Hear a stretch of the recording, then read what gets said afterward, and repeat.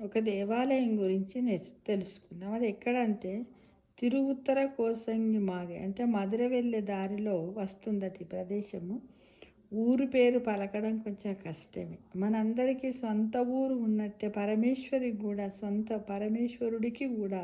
సొంత ఊరు ఉన్నదట. అది ఎక్కడ అంటే తమిళనాడులోని ఒక కుగ్రామం రామేశ్వరం నుండి సుమారు 75 కిలోమీటర్ల దూరంలో ఉందట. ఆ ఊరు ఏంటిది? తిరుత్తర కోస మాంగై ఊరి పేరు.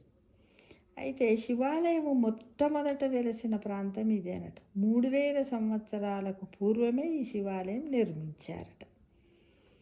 శివభక్తురాలైన మండోదరి శివుణ్ణి ప్రార్థించి, నాకు ఒక గొప్ప శివభక్తుణ్ణి భర్తగా ప్రసాదించు ఈశ్వరా అని వేడుకుంటే తన భక్తుడైన రావణ బ్రహ్మను మండోదరికిచ్చి ఇక్కడే వివాహం జరిపారట.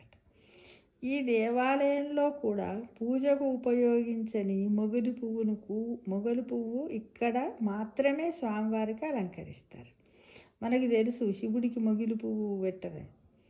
ఇక్కడ వెలిసిన రేగిపండు చెట్టు 3000 సంవత్సరాలకు పూర్వమే ఉందట. ఇప్పుడు శివుడు శివలింగ రూపంలో, మరకత రూపంలో, స్ఫటికలింగములో దర్శనమిస్తారు. నటరాజ రూపంలో 5 అడుగుల విగ్రహము మరకతముతో చేయబడింది. ఇది అత్యంత విశిష్టమైంది. మరకతం నుండి వచ్చే కిరణాలను మనము తట్టుకోలేము. కాబట్టి స్వామివారిని ఎప్పుడు విభూతి గంధపు పూతతో ఉంచుతారట. కేవలం ఆరుద్ర నక్షత్రము రోజు మాత్రమే నిజరూప దర్శనం ఉంటుందంట. అలాగే ప్రతిరోజు మధ్యాహ్నం 12 గంటలకు స్వామివారి స్ఫటికలింగానికి అభిషేకం చేసి తర్వాత లాకర్లో భద్రపరుస్తారట. ఏది? శివలింగాన్ని. 20 ఎకరాల సువిశాల ప్రాంగణంలో అత్యంత ప్రాచీనమైన ఈ శివాలయ దర్శనం మన పూర్వజన్మ సుకృతం. ఈ ఆలయానికి సమీపంలో అమ్మవారు వారాహి రూపంలో వెలిశారట.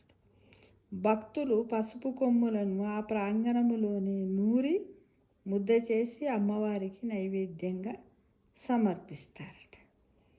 చూడండి, ఇదేంటంటే శివుడి యొక్క పుట్టిన ఊరట. తిరువుత్తర కోసామాంగై ఆలయం.